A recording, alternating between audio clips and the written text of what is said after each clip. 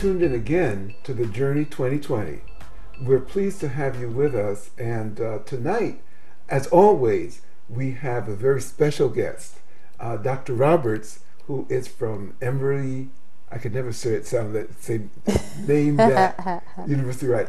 Embry-Riddle Right. University, and we're going to talk to her about some very interesting things. But before that, I would be remiss if I did not introduce my just beneficent co-host, Mr. Charles Morris. Oh, I'm a Cancer. You know, that's not a sign. We have this thing every week, and he gives me something that I've never heard before. So then I have to pull up the dictionary to figure out what we're talking about. So I'm saying, you know. Okay. But anyway, I'm going to tell you what tonight's show is about. Okay. Right. It's actually kind of a follow-up from last week. Mm-hmm. And I want to ask you because, see, people... oh, by the way, I'm Charles Morris. Welcome to the Journey 2020.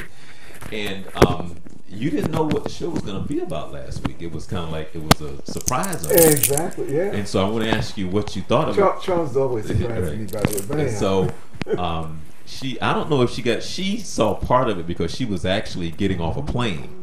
And so she was trying to catch it because I told her she was originally supposed to come on like last week or the week before. Mm-hmm. But based on who I had been talking to, I said, I need you to come on to follow the show with Mr. Hooper and Pastor Jenkins because this is going to be a follow-up based on our conversation and what we've been talking about. So she was kind of like, I don't. So once she saw it, she's kind of like, oh, okay. Yeah. And it is called Architectural.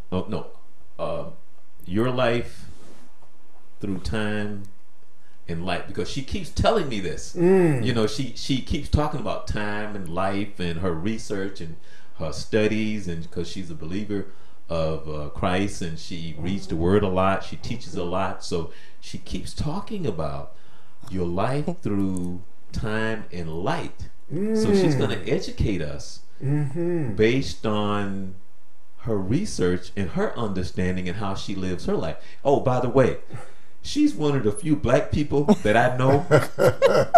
She's one of the few black people that I know. I'm going to say this. She's one of the few black people that I know that she says she's debt free.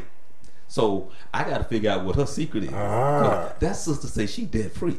So I know you want to tune in tonight because you want to figure out this light thing and what is it? Hold on, wait a minute. Life through light. There right? you go. All right. I can't wait. Yeah. All so, right. Yeah. So go ahead. Back to you.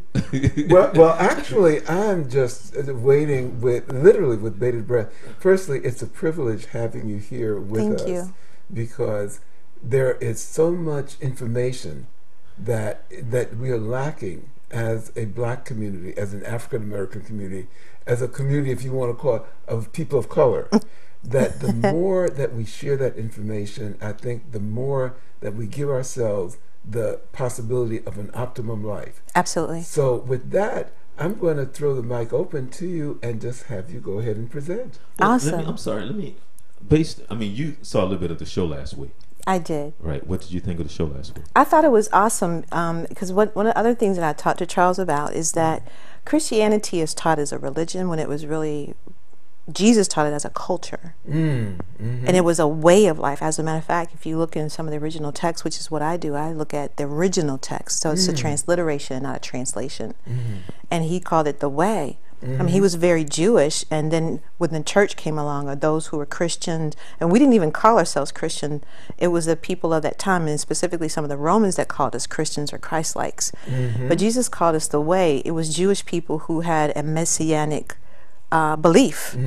And so it was a culture. It's not really a religion. It's just like the Jews are not a religion. You know, they're made up of Hebrew people who have a religious part, but their whole thing is a culture. And so Christianity is really more of a culture than it is a religion. As a matter of fact, if you look at the words from the original language of religion versus Christianity, most of us, I think, practice religion, and we don't practice Christianity as a culture, which is why I practice it, and part of my culture is to be debt-free. Because if you look at it in the Word of God, that's what we're called to be. We are called to be what? Lenders and not borrowers. Exactly. And so Wonderful. when you look at it, and if, for instance, if you bought a Toyota, you look in the Toyota manual to see how that Toyota runs. Well, the Bible, our basic, instructions before leaving the earth, it's a manual, on how we should live and live according. When you live that way, then you have more rewards and benefits than you do consequences. But normal, natural man who calls himself a Christ-like, who doesn't live Christ-like, lives more with consequences than he does with benefits and rewards. And so it's easy for me to understand Christianity from the transliteration and from the culture versus the religion, because religion just puts you into do's and don'ts and a lot of rules that man can't simply keep up with. But if you look at it as a way of life, something that's innate and natural to us, then it's easier to believe it, because it's more cultural based than it is religion. I hope that makes sense. It makes a lot of sense. And one of the questions that I wanted to ask, because what you're saying I think is so important, and and obviously you put a lot of time, effort, and it sounds like heart and soul into this. How did you decide to delve this deeply, into Christianity and the true meaning? Because of my broken child life. Okay. Charles and I have had lots of conversation about this functionality. And at 12 years old, as I stood at my brother's funeral, I've always had a curious mind into behavior. And as I stood and watched some of the behaviors of things that were going on at my brother's funeral, I decided as a 12-year-old that I wanted to be a different kind of adult. But I knew that it took perception and belief to change my behavior. And you might think, well, you were just 12, but when you have a determination, you just have a determination. So 12-year-old Robin still exists, who wants to change her behavior. And when you look at behavior, it's what are the processes that help you change your behavior? Well, always it begins with a belief system. For instance, I'm pretty sure you've heard in religion it says that you have free will. Well, you don't have free will. If you read the scriptures, even Jesus said, not my will, but yours be done. But what Jesus made was choices. Adam and Eve made a choice. So we do have free choice, and choice is the fuel that drives our will. Once you choose something, then you will do. So, it's like, it goes back to literally reading the word, not from the way you want to believe it, but based on what it is. It's almost like how we do history in America. We don't do history in America because there's too much of history that's left off. Just lay history out the way that it is, and then people will get a true sense of what historically happened. And so based on that dysfunction, I wanted to have different possibilities and ideas, and I wanted to have different possibilities and actually experiences in my future life. And that's what I do. I study what you do now, where you are creating a future you. Okay. Yes. So. Well, as you were just describing the future you, at 12, you must have, even at that point, been looking at the future you. Oh, yeah. Okay. Oh, yeah. I had a vision of what I wanted to become. Yeah, okay. I absolutely did. Okay. This may seem a strange question, but why Christianity? That really is that's the belief system I grew up in, but it wasn't. I didn't really like Christianity when I grew up, because to me, the people who were saying they believed in God didn't act any different than I did as a heathen, and I was a heathen. Okay. So I didn't really accept Christianity when I was young, but as I grew older and I began to study and research, it was easy, because all of creation and everything that you research in science, it is you got to have a creator. It's just no way to not have one. The scientists who study the universe and the stars and the moon and all of the celestial beings, they know that God exists, which brings me to light and time. Okay. I have a question. Sure. And I've always wanted to ask you this question, because I tease her when we joke back and forth, because because she's a nerd, right? Okay. Which nerds rule, right? Which is a good thing, and absolutely. Right. And so we talk about that because talking with kids and stuff like that, and how they struggle with the fact that they're very smart. And so you try to get them to embrace that, and because other kids may tease them, you try to get them first of all, to say that being a nerd is a very good thing. You know, you try to attach something negative to it. So in talking to kids, we try to get them to understand it's okay to be a nerd. It's great to be a nerd. I wish I was a nerd. Okay. You know, because I understand. It's not too late. No, I keep telling you, I didn't get my granddad genes. Trust me.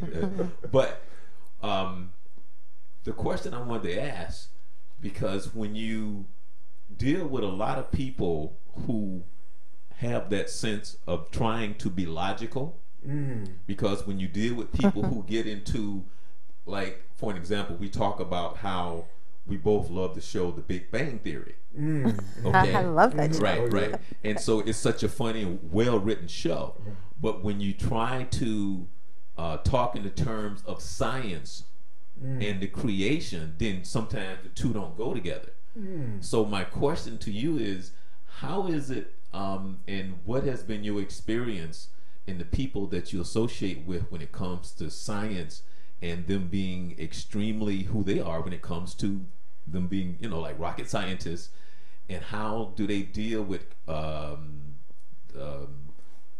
science and God? Right. Yeah. Well, you know, it's interesting that unlike popular thought, scientists do believe in a creator. Now, they may not call him God. They may not call him Jesus like I do. They may call him a creator. But most of them, when you see how vast the universe is and how intricately it's laid out in this dark matter that nobody knows what it is, dark matter has never been encapsulated or contained. So they don't have any idea what it is. All they know is we're all existing in it. Right. So they know that some bang couldn't have caused that, because we are exactly the length from the sun that allows us not to burn us. We're not to the right or to the left. Everything is just too harmonious for it to have banged and just kind of got settled down. So unlike popular belief, most researchers and scientists do believe in some type of creation. Now, what they call it may be different. Now, the group that I deal with just happen to be mostly Christian. Okay. And so you can see evidence of a lot of the Bible. When you go back to the Bible, you see a lot of evidence. And it's not like we have groupthink where we're trying to force the Bible to be real. All we do is like most real good scientists do, and you just put something like in a petri dish, and then you just examine it in its natural form, and then it shows up the way that it shows up. I love to be in the room with that. I was just talking. No, but I'm saying because to me that is fascinating. Simply, it is fascinating. Simply from the standpoint that knowing how the mind works sometimes, and knowing the other side of that, knowing of stories who people who believe something like, well, I'm a gift and I'm this and I'm that, and I'm, like, for an example, a surgeon who says, well, I have the gift because in these hands I give life, and that mindset, not necessarily them, but I'm just saying understanding how egotistical man can be, and not having a clue, and especially in the teachings, because there's certain things that is hidden and would never be exposed to us purposely. You know, there's certain things that would have not been told to us. Right. You know, and so with that alone, be like, well, how dare somebody keep something from me? You know, and how egotistical we can be. But that alone is that's to me that's fascinating what you're saying in your group. And, on purpose we do that. Right. And you know, if you talk to astronauts, which I was actually with Fred Hayes the other day. I have a picture with me and Fred Hayes. You know who Fred Hayes is, right? No, Apollo 13. He was the astronaut that could not go up because he'd gotten sick. Well, Fred Hayes, I was with him the other day. But if you talk to astronauts who go into outer space, their whole concept of life changes, because the more they go out and they're in this dark matter, and they can then see, and with all the Hubble pictures, they see life very differently. They see life from a more human side than they do from white, black, Asian. You know, that when they're grounded, they kind of ground that natural. But when you are out in space, for instance, people think night and day, but it really isn't night and day, because all the Earth is doing is going either toward the sun or away from the sun. You know what I mean? Exactly. And that's why I was telling Charles about time, because if you really were to take a stopwatch and push start, I ask most people, what's the smallest amount of time you start seeing ticking off? What's the smallest amount of time? It would be, let's say, a fraction of a second. So it would be a nanosecond. Okay, yes. So what, and you, if you think, he laughs because I'm a nerd. Because I'm a nerd. Actually, as they say, this is comfort territory. But go ahead. So what's really happening, like we are sitting here, nanoseconds are ticking off. Okay? So we are in our now and present time, we are creating a past as well as a future.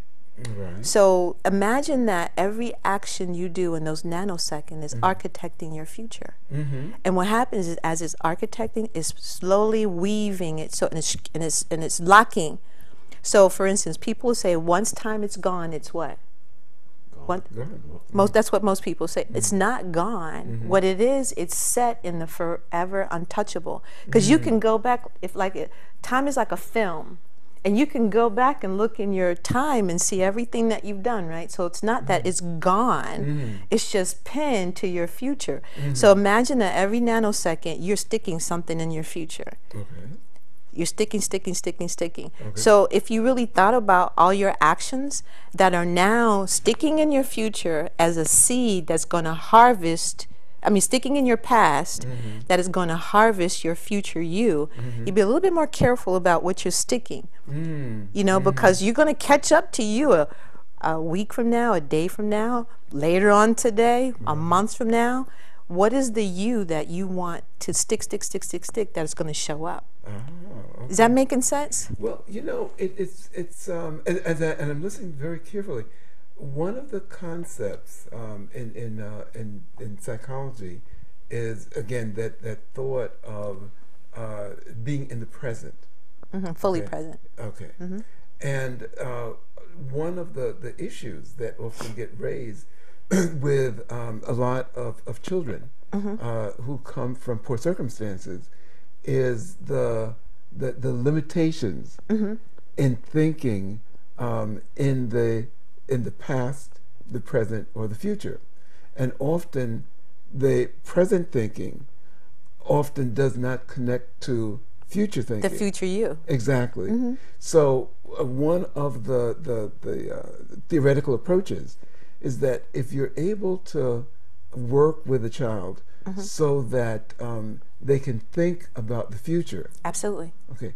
That child becomes more empowered. Yes. Because the possibilities expand. So it's very much in just what you're saying. I wanted to go back to something you started on, and I'd love for you to talk about, and talking about the light.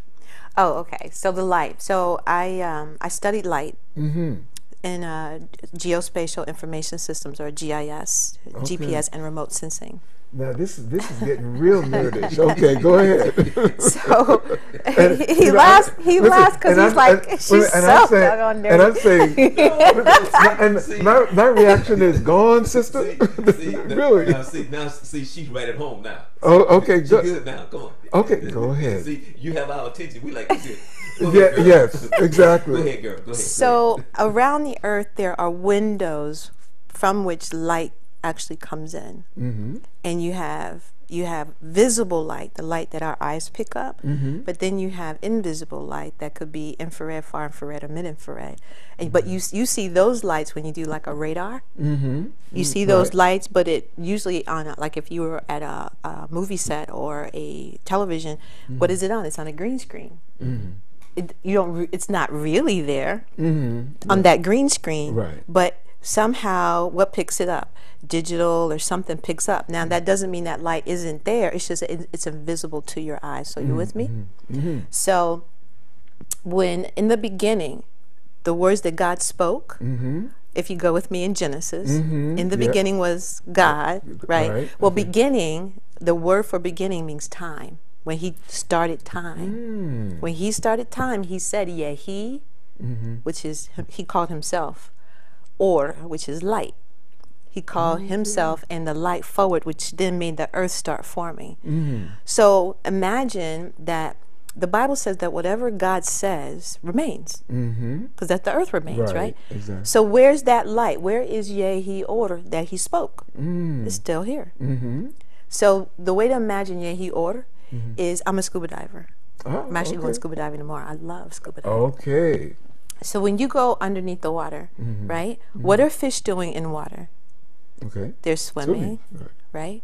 So wouldn't you not say that they live, they move, and they exist in water, right? Right. Okay. So in Acts 17:28, what does it say that humans do? We live and move and exist in God, right? Right. So we just as though fish live and move and exist in water, we live and move and exist in Yehi Or, visible and invisible light. Okay. So just because you can't see, for instance, gamma rays doesn't mean they're not in this room. It's just you cannot see them. Exactly. So, but if you could take away the light that your eyes could see and can see, and you open up your eyes to the light you could not see, we would actually look like those fish going through water, because you could see yourself going through air. For instance, okay, so you can hear my voice, right? If you could see the waves, radio waves or sound waves, what do they look like? But right. And what waves? Right. Okay. It looks like current. Right. Right? Right. Okay. So what we do is that light and sound impacts our lives in that nanosecond. So we're actually constructing our future. Now, imagine that your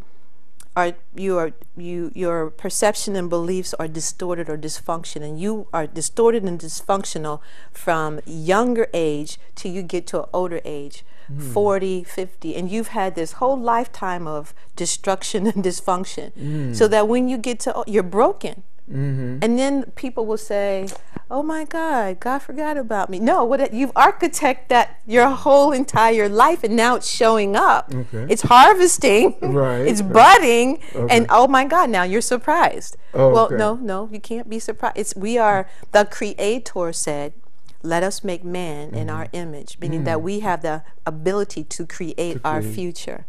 And that's what we're doing in the present. Now, the reason why I said fully present is because part of what I do is make people become fully present to what they're doing, and to think that if you continue to do this, here's what's going to harvest in here. This is going to be the future you. Right. Okay. Charles and I were talking today about parents who say, oh, the kids are acting a certain way, and they'll say, I didn't raise that child to be that way. But I bet you if they go back and examine, even if it's enabled behavior, if that child is practicing behavior the whole time, it's gonna harvest.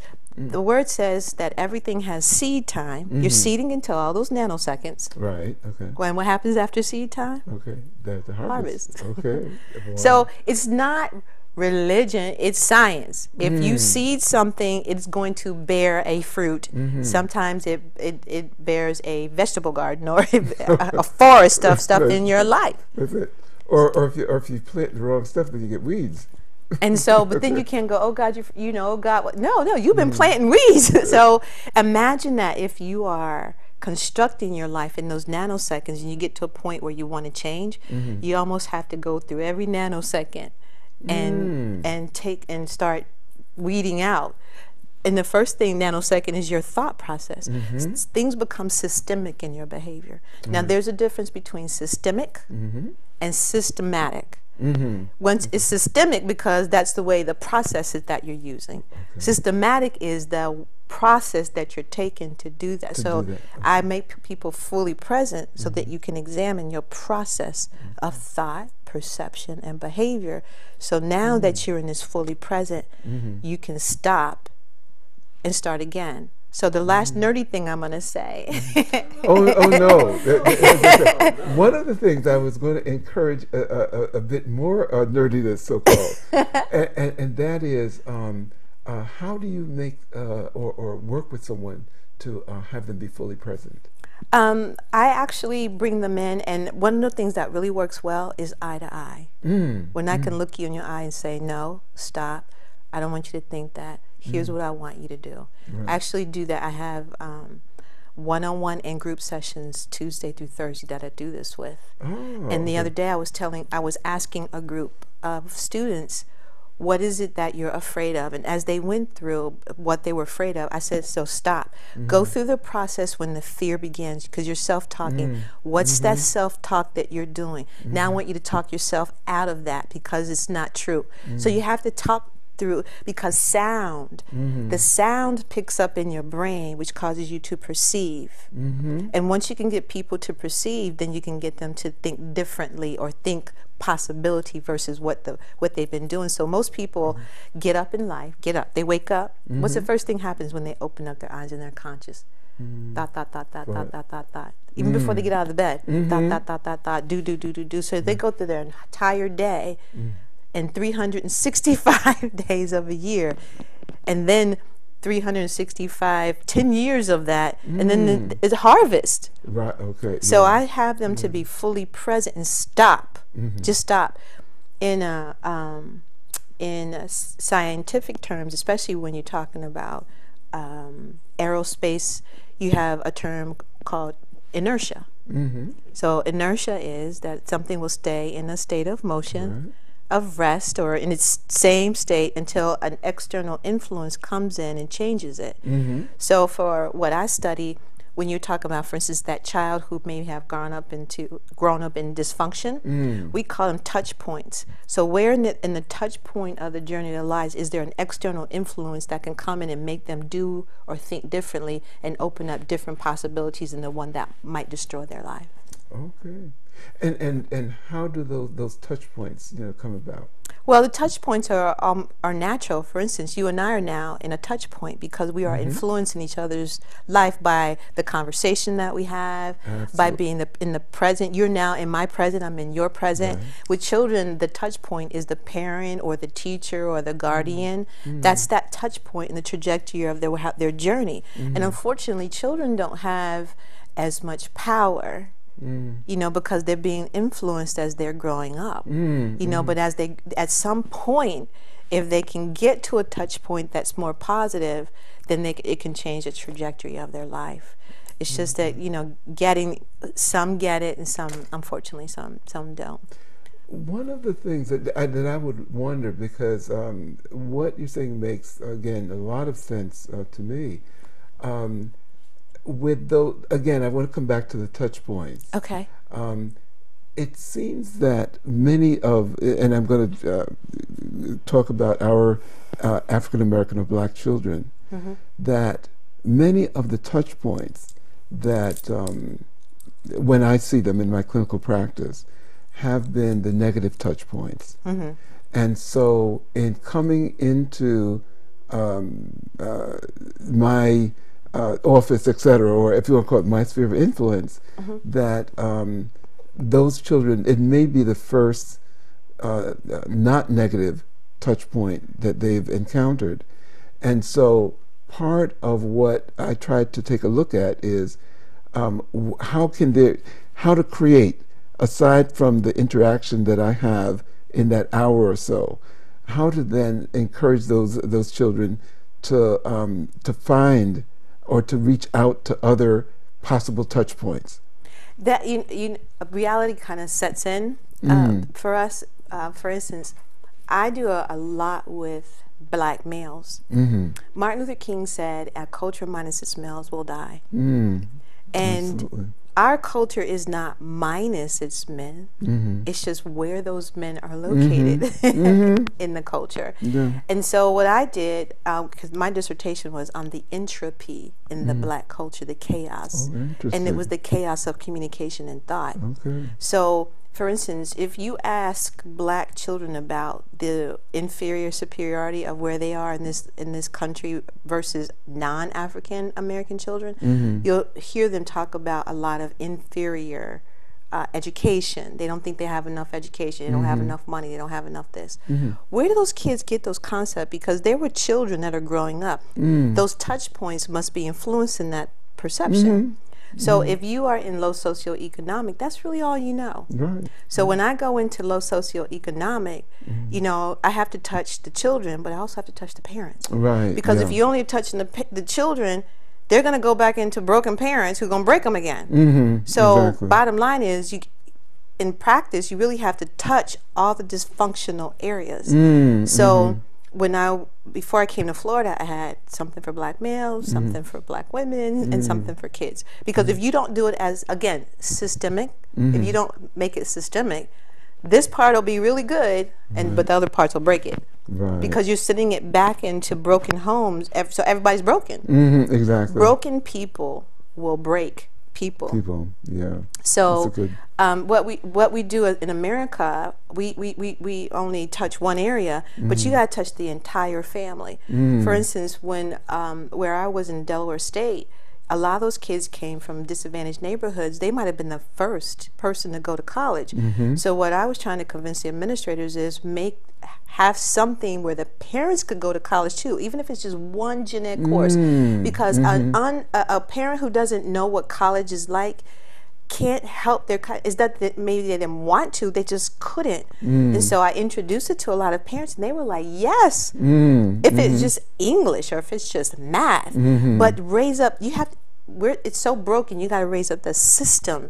You can't raise up this part, just one part, because it's going to break the other part. Because I mean, the broken part is going to break the part that's not broken, because that's all they know. Exactly. Is that making sense? It does. And what I find that in let's say therapy with these youngsters, it is absolutely necessary to bring often the parents in. I had a lovely experience with a youngster that he's wanted to be the basketball, etc.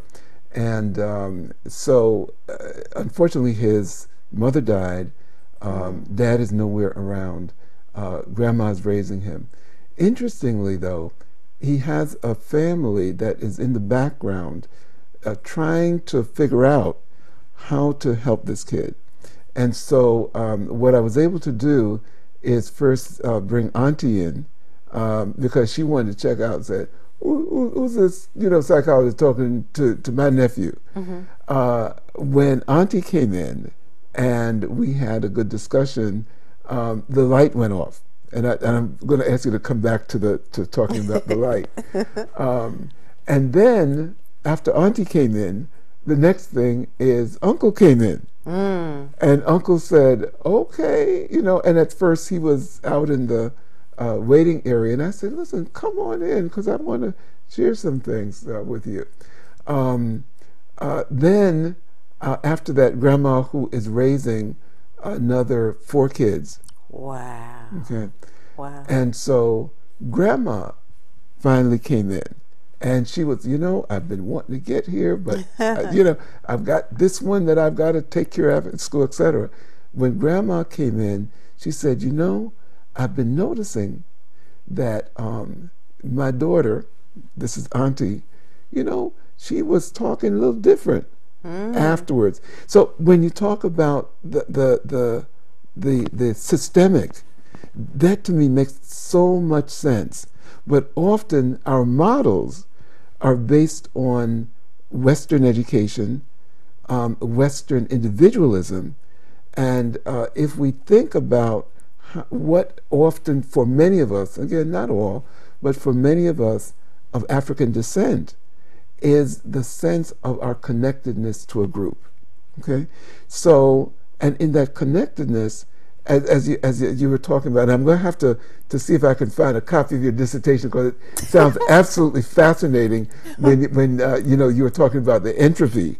Most people even know what entropy means. Okay. But I selected it because it was a new term, and I don't really think the culture looks at how they're communicating with each other enough. We talk about it, we just don't do. We know it exists. For instance, we know that black males are, they, as far as human existence, they're pandemic. We've known that for eons. And we have splices of programs and things, but... I'm sorry, when you say pandemic, what do you mean? Look, I don't care what country you go to, what is going on with the black male? How is he existing? So we'll study cheetahs, we'll study apes. Not that I'm not saying that black men are apes, but I'm saying we'll study all these species. Right. But when we talk about black males, we know what they look like in America, South America, Africa, the Caribbean. And when I say that, what happens? What do people think about when you say black male? Is it a high or is it a low? Is it is somebody that's progressing or nobody, is somebody that's not? If you were just to say black male, what do most people think of? Well, I'm going to kind of go off course a little bit. It kind of goes back to. Well, I'm gonna jump in that one a little bit. Remember when we was talking about the movie, The Brother from Another Planet. Right. Yeah. And even they were saying, even if you go to another planet. The Klingons. Right. Come on. Star Trek. Even if you go to there's a movie called Brother from Another Planet. Planet. And even if you go to another planet, Sidney Poitier, by the way, and saying that this is what you're gonna see, and that's why I say that, because that image and what we're perceived as.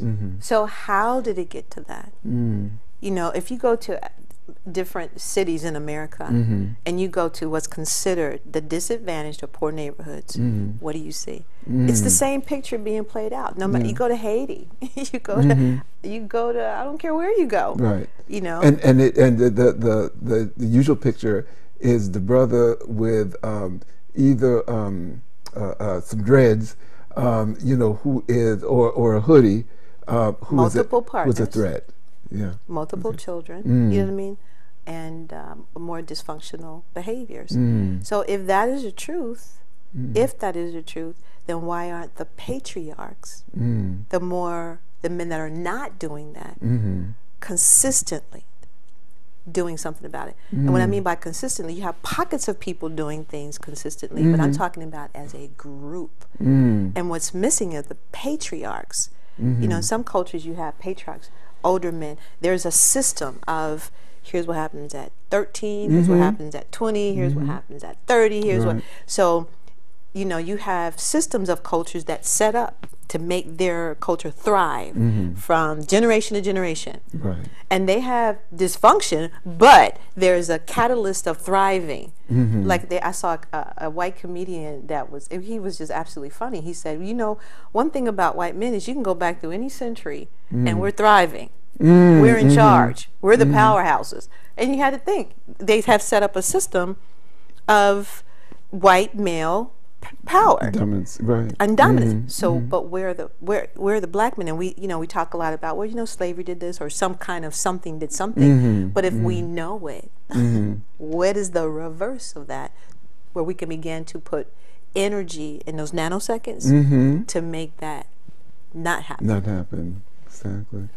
I want to go back a little bit to again, as you were talking about the light as it relates to literally, I think, existence and us being, if you want to call it, children of light. You know, of light. Okay, you want to just talk about that? Yeah. Well, Colossians chapter 1:9 says that God actually rescued us from dark and put us into light. It's just that the eyes of our understanding have to be enlightened. Here's what I mean.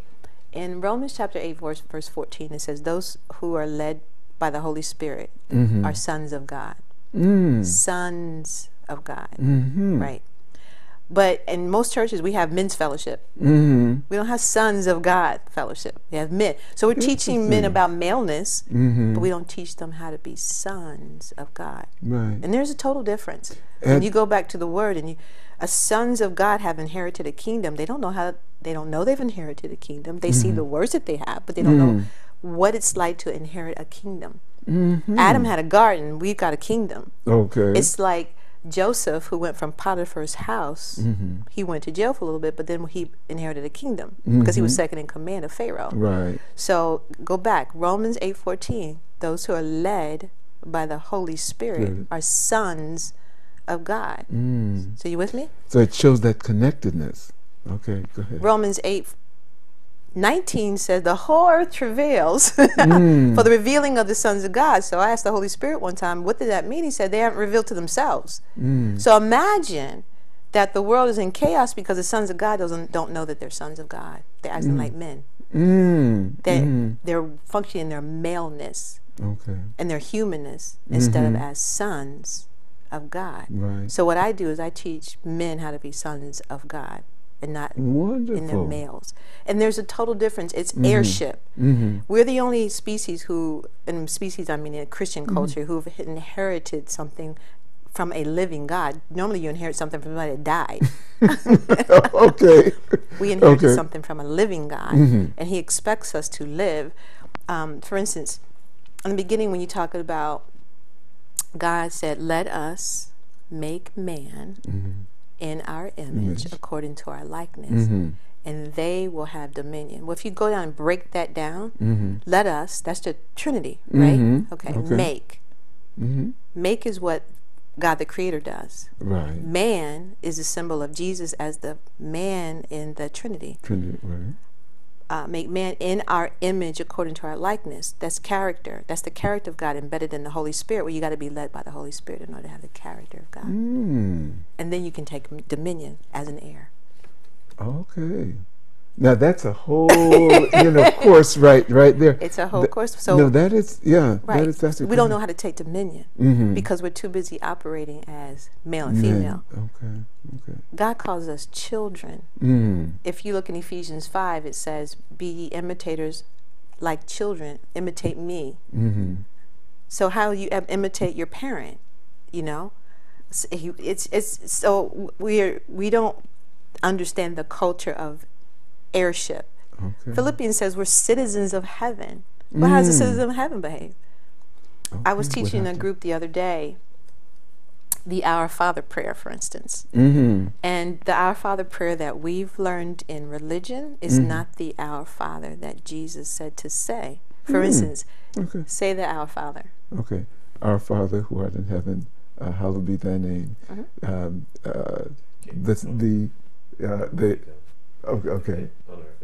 The heaven, give us this day our daily bread. I forget what's the trespasses. She sent it to me, sorry. Okay. But go ahead, give it to you want me to give it the rendition that I sent you? Right. Okay, so Jesus was saying to the disciples after seeing the religious folks pray, he said in Matthew chapter 6, verse 9, pray this way. Now, if Jesus tells you to pray this way, you have to understand that words, because God said, let there be light. Words they go through the sound waves, they have light, they hit something. Now this is important because we as humans, we absorb, we reflect, and we remit light and sound. So if Jesus says to say something, that's because he wants us to absorb it, to reflect it, and then remit it. Got it? Right. So he said, say this way. Right. Our Father, who art in heaven, hallowed be thy name. Thy kingdom is come. Thy will is done, as in heaven, so also on earth. That's very present tense. Yes, yeah. Give us this bread, bread of life, for our daily need, and leave us serene as we allow others to live in serenity. And when you are at rest, the less you do, the more God can do. But if you're working, God can't do very much because you're working in your own humanness and your maleness, and you're busy you can't rest. You can't hear from the Holy Spirit. You don't have His character, His image flowing because it's all you doing. And all those nanoseconds building up your life, breaking. So leave us serene and have rest, just as we allow others to be in serenity. Do not pass us through trial, except separate us from the evil one. For thine is present tense. Thine is the kingdom, the power, and the glory in this universe of all universes. That is wonderful. And I've never heard the Our Father broken down in that way. If you go back to original words that Jesus used, we've translated instead of transliterated. Meaning we've translated over to what we can what we can believe instead of transliteration over what it says. Okay. One of the things that I would love if you have the time or direct you towards is I would love to get that version of the Our Father. He'll send it to you. I will send it to you. Okay, wonderful. I will Okay, send it to great, you. great. Yeah, so there's quite a bit of translation that doesn't allow you to really know the true Hebrew meaning. And I was looking at well-known ministers now, Creflo Dollar, Kenneth Copeland, Joel Osteen. If you'll notice, they're starting to talk about the original words and what meaning Jesus really meant versus what has been given to us. For instance, it'll say in Acts how the disciples were in Jerusalem for Easter. Well, the original words won't say Easter because the Jews didn't. There was no such thing at that. Well, it was. The Romans celebrated Easter, but the Jews always celebrated Passover. Okay. That's just like one more thing. We've all heard that Jesus said, I am the Alpha and the Omega. Now, Jesus didn't speak Greek. Okay. What would Jesus have said? Because he was a Jew who spoke Hebrew. He would not have said, I'm the Alpha and the Omega. Right. And the reason why that's important is because the Aleph and the Tav is important because Hebrew words are not only words, they're numbers, they are symbols. Okay. You know, so when you can't just say anything, like Alpha and Omega. It doesn't have the same meaning as Jesus saying, I'm the Aleph and the Tav. Between the Aleph and the Tav is a symbol of a placement. And you can see that particular letter of placement in the Old Testament and the New Testament as though Jesus was inserting himself. So he wanted you to know that not only he is the Aleph and Tav, he's in the middle of everything. Okay. It's almost like a signature throughout the Bible.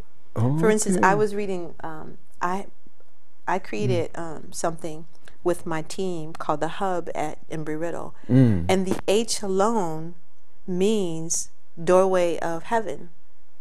The H alone also means community, and I'm diversity and inclusion, and what we do is we create community.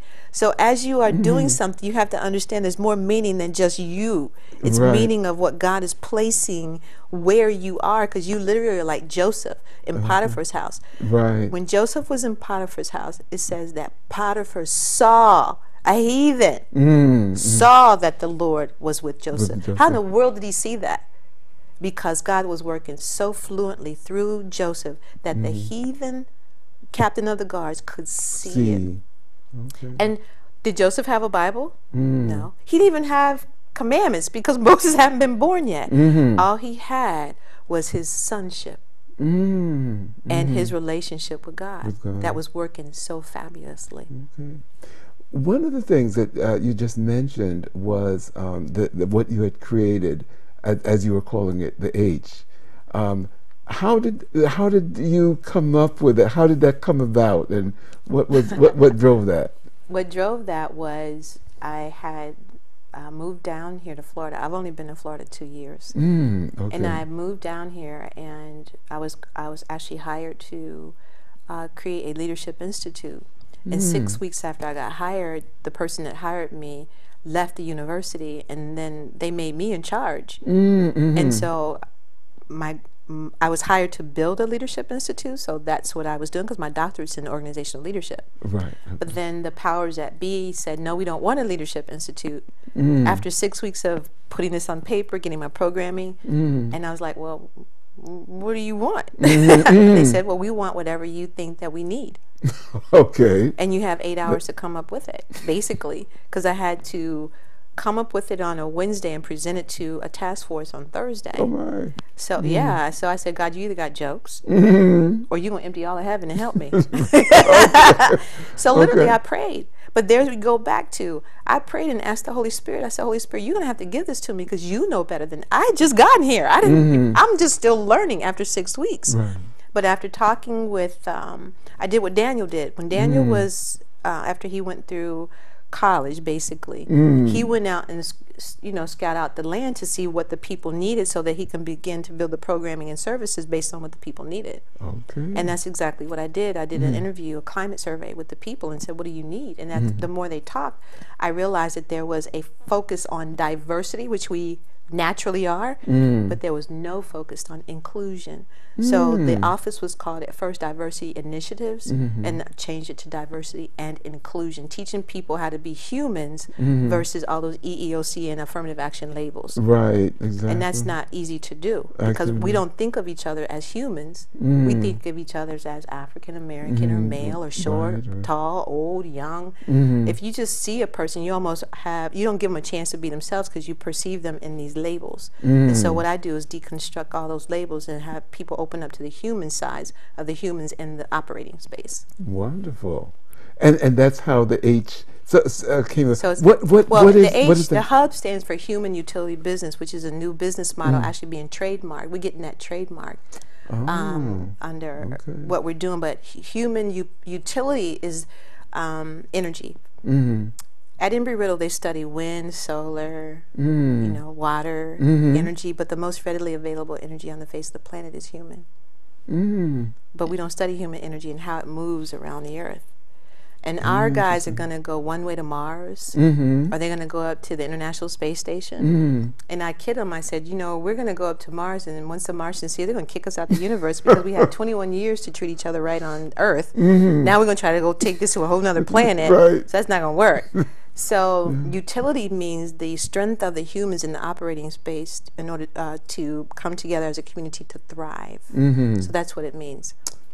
So human utility, humans being able to thrive in their operating environment, exist harmoniously. Okay. So is that what then connects to as Charles was just saying, you're being debt free. And the financial part of this. I don't know if you want to talk about that. Yeah, it's like a whole nother series. But well, we can definitely have you come back now. but when you think about what's the first thing people do when you go to college, and they talk about being able to afford a college, what's some of the first pieces of papers you fill out? Financial aid. Yeah, exactly. Yeah. So they push aid at you. But let me show you how that makes absolutely no sense. Right? If you come into college broke, right, and you spend 4 years of college, aid, it really means debt. What are you doing? You're breaking your future. Right. Because when most people come out, they're so indebted to college that they can't afford too much else if they don't get into careers that maximize their talent. That making sense? Right. Absolutely. So, and I often say, I probably shouldn't say this out loud, but I say Sally Mae is the biggest pimp, or you know, people like that are the biggest pimps. They know before you get out of college, you're looking for you and making those payments. You know, some people have thousands of dollars of payments a month. They can't afford mortgages. They can't afford health care. You know, so they're looking at what's the use of going to college if I'm going to be in debt? So.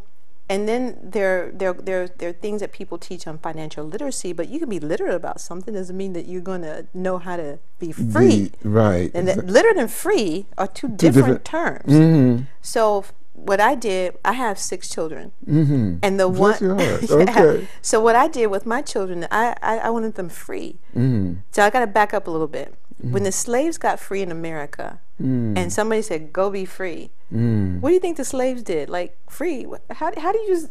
If you've been a slave, how do you know how to go be free? There's not no bureau of go be free. Right. Exactly. I mean, where was the bureau of how to be free? Right. So there was a context of freedom that they had, but based on what? The slave owners. That was their only context of freedom. Right. You know, and freedom for some. You know what I mean? I'm talking about for the slaves that were in. So. For people, if you have no context of debt free, when somebody go be debt free, you're like stuck because you're like, what do you mean? Yeah, exactly. That means I should have like no debt. It's a ratio of income to outcome. So what I did for my kids were when they turned 16, they had to get jobs. And they had to put away part of their money toward their college. So imagine if you're a freshman in high school, and for 4 years you're putting away money for college, that means you've paid off your first 2 years before you even got there. Remember, future. Everything is a paying forward so that you're creating your own future. Right. So my kids had money for their college. And then we looked at scholarships and grants, anything that was not going to have a debt related to it, and how they could work in college so that the other 2 years could be paid off. So they're debt free. And I taught them not to have credit cards, or at least one that they can manage, thinking about the ratio of debt outcome to income. So we're debt free. Doesn't mean that we don't have debt. It's just that our outcome and our income, you can manage it, and we have more income than outgo. Right. That is fascinating, Charles. We're definitely going to have Dr. Roberts come back and really explore that whole business about being debt free. Basically, what she's saying is she's very disciplined. Yeah. Well, yeah. Oh yeah, because I know the kind of future that I want, and when you really are thinking about what you want to do in the future, people who are successful or who manage their money or manage their life, that's all they do, is they think carefully, strategically, and set up tasks so that they're constantly paying forward in their future, the future them. They're creating the them that they want to really be. That's what successful people really do. There's no secret behind that. And that's so fascinating, because as you were talking about, the slavery being ended, here in the United States, and then, there being no go be free college. Okay. One of the fascinating things is that, despite all of those disadvantages, within 10 years out of slavery, we did have college graduates. Absolutely. We had successful business people. Absolutely. We had successful farmers, whole deal. Absolutely. One of the things that's fascinated me is, despite that, and you could say, well, maybe a certain percent of the population didn't reach that, or just had no idea how to get there. But what has concerned me and troubled me is that despite those attempts at the accumulation of wealth, somehow those advantages of those early pioneers, somehow when you look at the families, it did not get passed on. And something that you said earlier may have been the key, and as you said, that there wasn't a sense of heirship. Okay, a sense that here is something that can be carried forward. I think the bigger thing, as I trace history for both the black slaves in America and the Hebrew slaves under Egypt, what they didn't know was what wealth they had. So stick with me on this. This is what I mean. Let's go to the American slaves, right? So you're out in the field, right? And you got to plant crop. So you have to take a seed, and you have to know how far down to dig it, so that it produces a plentiful crop, right? And you have to plant it in soil that's engineered to go around that seed and make it grow. So you had to know depth, you had to know soil, then you had to know weather, because you had to know when this seed had to be planted so that it could harvest in the time that was critical for its growth. Because corn may have something different than cotton, than potatoes or whatever. So how much knowledge did they really have? In today's world, they'd call that agribusiness. The slaves were smart because they were agronomers. They had agribusiness. They didn't know how smart they were. They had a wealth of knowledge, and they were the ones out there doing it. Right, exactly. So what we didn't do is own up to our wealth of knowledge that we could have passed on. What we did was, we were such slaves, and it was such toil in this seeding and weatherization that we didn't want to pass. It was the thought of how we were slaves kind of clouded what knowledge we had. People say the slaves were ignorant and uneducated, but it takes a lot of education to know how to plant a seed. Absolutely. So we were educated without books. We were educated, even though people wouldn't let us learn. We were still learning, and we had a lot of knowledge. That the Hebrews who had to make hay, bricks without hay, they did it. So imagine the ingenuity it took to now make. You were making bricks with hay, and then that was taken away, and now you have to still make. You know how much education that took. And look at the pyramids and all the things they made, these houses and statues. I mean, these were beautiful monuments, and the tapestries. That's a lot of knowledge. So what it's like the whole earth travails because we're waiting for the revealing, because people don't know who they are. Sometimes people don't know the kinds of knowledge that they have and how wealthy that knowledge really is.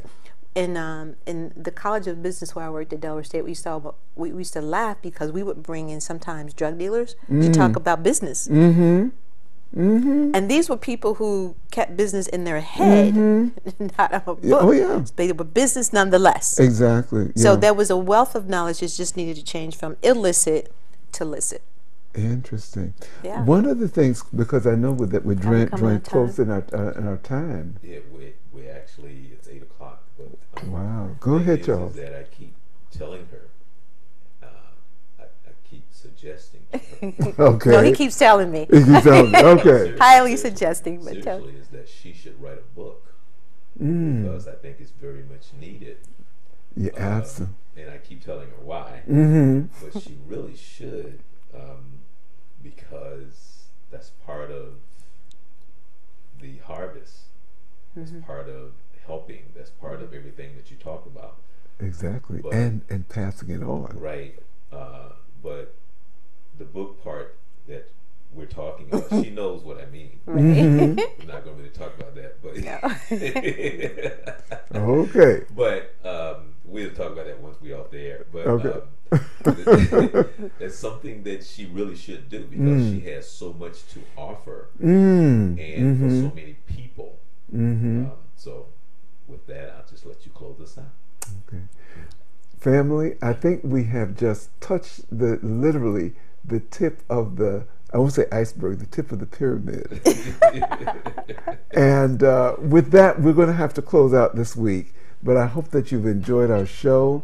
Again, as I started out saying that I feel both honored and privileged. Oh, thank you. It was a pleasure and an honor to be here. And that sense of privilege has just expanded exponentially in this show. So we definitely are going to have you come back if and when you have the time. Absolutely. And with that, family, I'm trying to get her to bring the kids over from Amarillo too. That would be wonderful. Awesome. Or maybe we have to go out there. You know, who knows? No, they're gonna come here. All right. But family, we are going to have to say goodnight. So as we like to say, the journey is from me to you and from you to me, so that we can reach a higher level and a higher plane. Good night. We'll look for you next week. Okay. That was